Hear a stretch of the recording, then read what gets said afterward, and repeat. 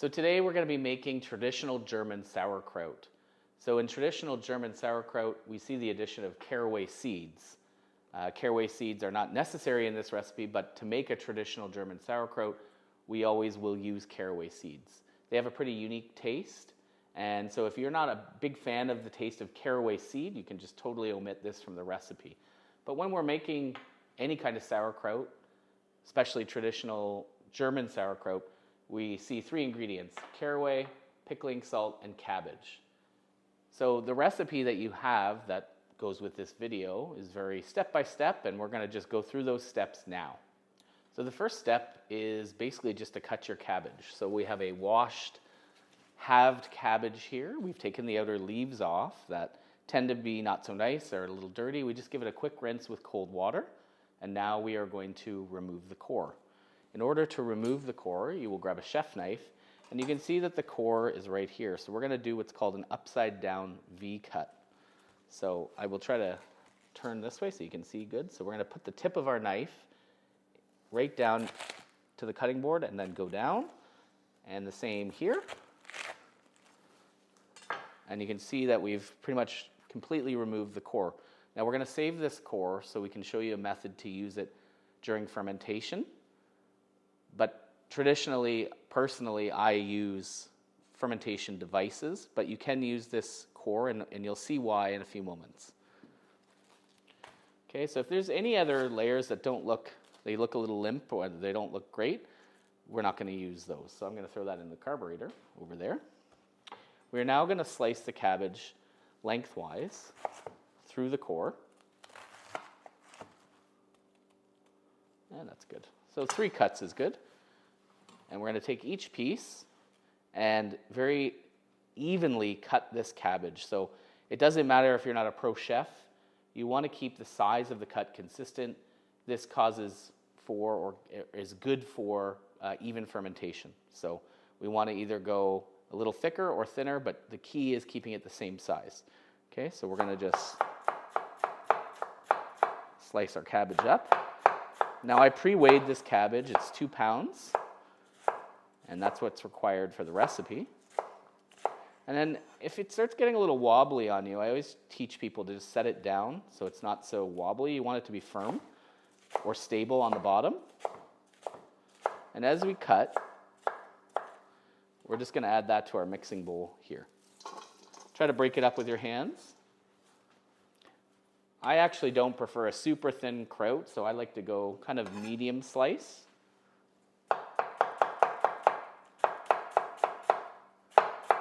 Try not to cut your fingers when nobody wants a fingertip in the kraut.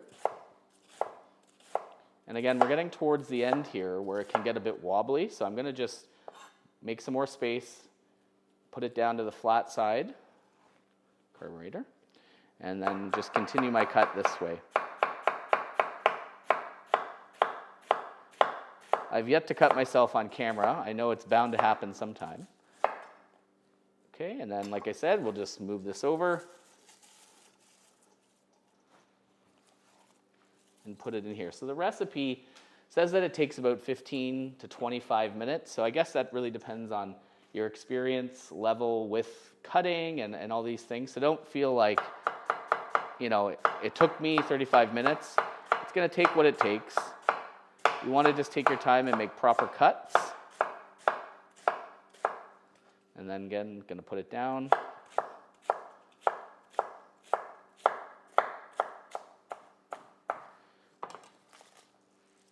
And just break that up with your hands, putting it into your mixing bowl.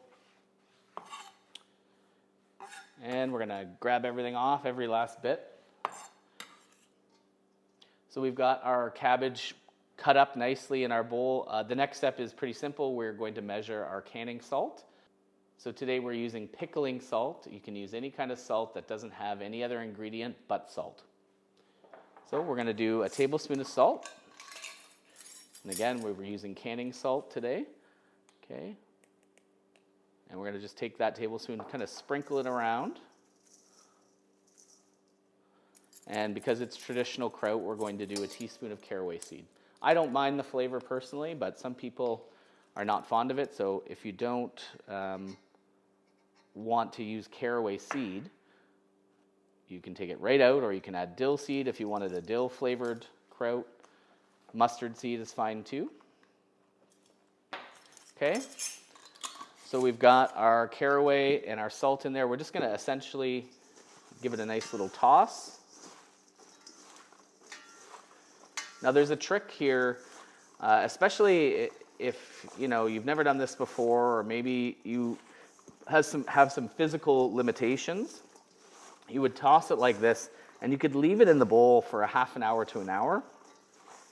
That salt will draw out a lot of the moisture, and we need that moisture for our fermentation process and when we stuff it in the jar. So technically, at this point, you could leave it for about a half hour to an hour, and you'll get a lot of juices coming right out of the cabbage itself. But I'm going to show you the traditional method, which is where we are going to smash and squeeze it. So if we look back historically for a traditional kraut, we'd probably be using one of these kraut bashers about this size. Okay, this is also good for baseball, but it's got a nice handle, and people would take a larger amount of what we've got here, put it into a crock, and smash it like this. So today we're using the smaller food-safe ones that don't have big cracks and crevices in it, but essentially it's the same process. Okay, so what we're doing here is breaking down the cell wall, using the salt to break down the cell wall and pull out the moisture. So this is a very physical process, and so if you're not sort of committed to doing that, or maybe you have some sort of physical struggles, I would suggest leaving it sit for about a half an hour to an hour, let the juices come out naturally. Okay, so we're going to use the kraut basher here and just start bashing it. And you can already see that it is a pretty physical thing. You're going to have cabbage flying everywhere. And you want to kind of go in rounds. As the recipe says, you're going to rotate or alternate between smashing and squeezing. But the first round, we really want to give it a good smash.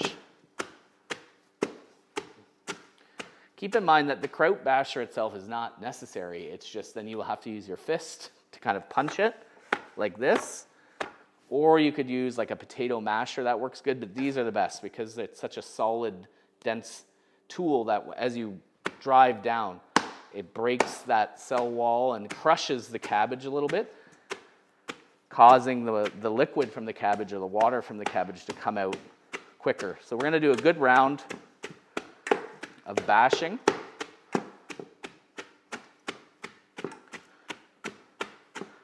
And after we get our first good round of bashing done, we're going to kind of give it a toss, and then we'll start doing some squeezing. And you can see there's not like a little bit of liquid coming out, but not much. So we got to kind of do a round of squeezing, pushing together like that. We got some liquid there, grabbing the next section, doing the same.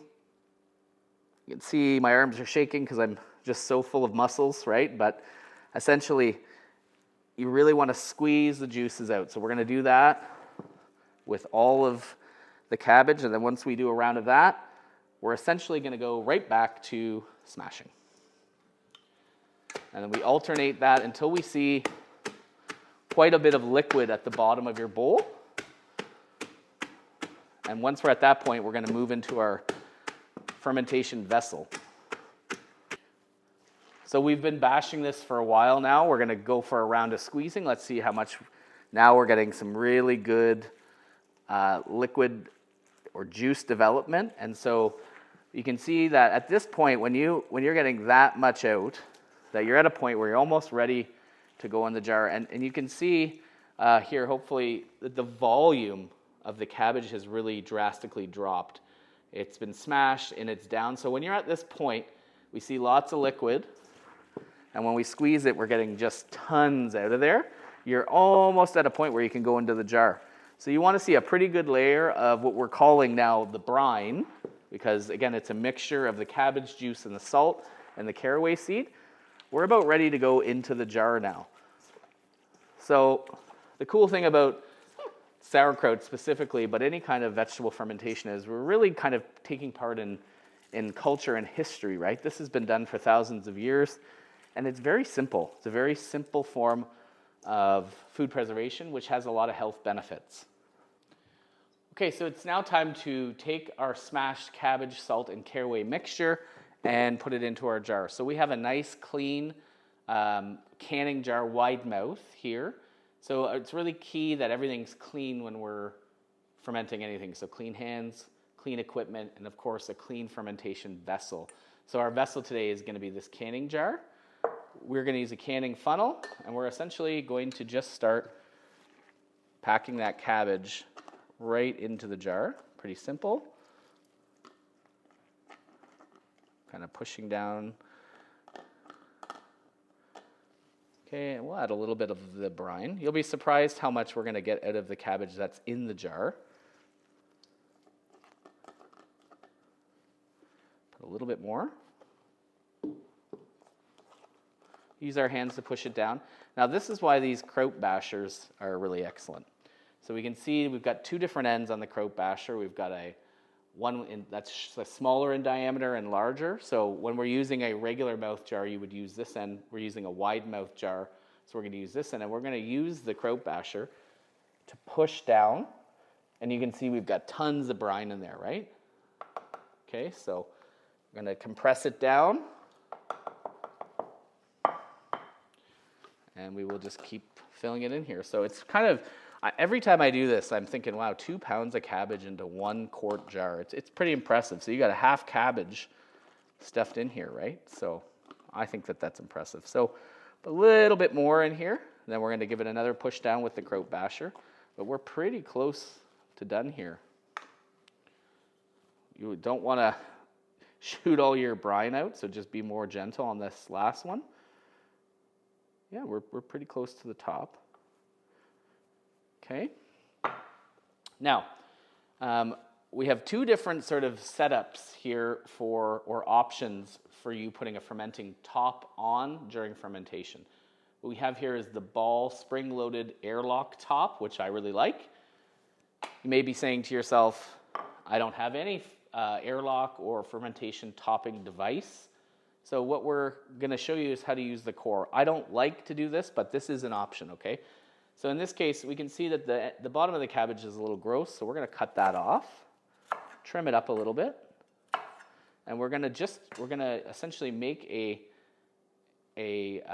weight, or because a lot of times we use a fermentation weight, or kind of recreate what the spring is doing. We really want to push the vegetables under the brine. Now when we look at this, it might be a little bit too big still, so I'm going to, whoa, don't roll away on me. I'm going to just trim it a little bit more because it needs to be just right. So we're going to kind of, and you'll see this in the other videos, we're going to use a fermentation weight. So we want to kind of press it down. The cabbage core itself needs to be under the brine, which is why I don't like it, because the core will sneak up, and anything above that brine is really prone to mold or rot. So you can see how it's kind of peaked up. So you have to try to wedge it in there, and it's a lot of sort of give and take till you get it set right. So it's set pretty good now. The problem is here we have not enough head space. So the brine itself is too high. We want to leave a minimum of 1 inch up to 2 inches. Okay, so we are going to have to dump some of this brine out. Now don't discard it just in case you dump too much out and you need to add more back in. So I'm going to try to reset that core. It's set pretty good. Any sort of floaties you see on the top, you're going to want to get off the top surface because, again, especially for the first few days, anything floating at the top of the brine or above it is going to rot, and then you will have a ferment that goes moldy, and that's not what we want. We want a nice, clean, safe ferment. So that's looking pretty good. We got about 1 inch of headspace. The core is, again, sneaking up a little bit, but you can reset it. This is why you have to have clean hands. And now what we're going to do is I'm going to just wipe the inside of the jar and show you how to set it with the canning lid. Okay, so we've set our cabbage core in there because we don't have a weight, or maybe you don't have a weight. We've got the good headspace at the top, about 1 inch. Up to 2 inches. If you leave too much headspace, you'll get too much oxygen trapped in there. If you leave too little headspace, you will have exploding jars in the sense that your brine will overflow. There'll be a lot of gas buildup. It's not going to actually physically explode on you. The last thing we do before we kind of set it for fermentation, we are going to just essentially wipe the top of the jar and the inside of the top of the jar. So we don't want any vegetable bits stuck in there because, again, anything above the brine is going to rot. Okay, so everything looks good. Now, again, if you don't have that fermentation top set up, we've got the cabbage core in there. You're just going to take your canning lid, put the ring on, and essentially don't tighten it. Just leave it loose like that. This will allow gas to escape. You may find in the next few days during fermentation that it's starting to bulge a bit, or you can see it concaved up. That's gas forming. That's normal. What you're going to do when you check it is release the gas, but you can also just release the gas by loosening this completely, and it's called burping, and you'll let the gas out. Okay, so now if you are going to go ahead and get a fermentation top set like the one we have here, it works sort of similar. What I really like about this is it's flat on the bottom, so it actually compresses the vegetables down. Now, the core was taking up obviously a lot more space, so we don't have quite enough brine in there. So what we're going to do is just add some of that brine back in. This is why it's important to save brine.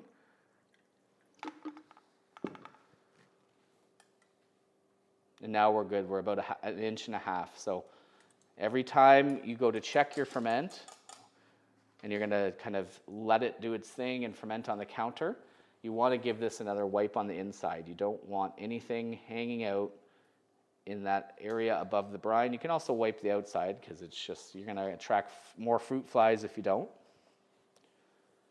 Everything looks good. We're going to set our spring on there, and this works just by compressing the spring down, and then the lid catches the thread, and then you just turn it. And it has an airlock here, so it doesn't allow oxygen in. It allows CO2 gas to come out.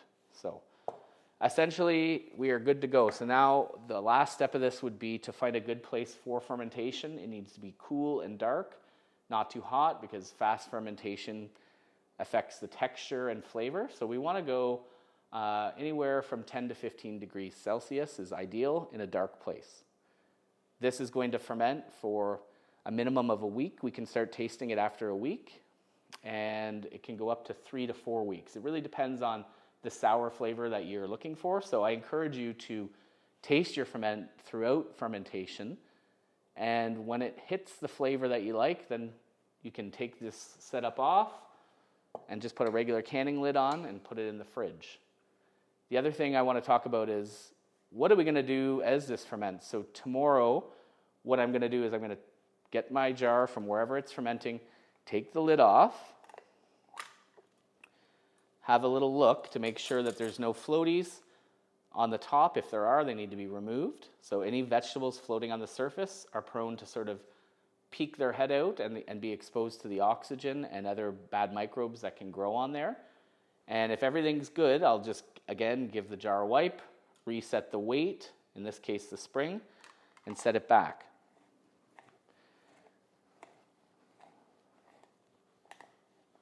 And that's it.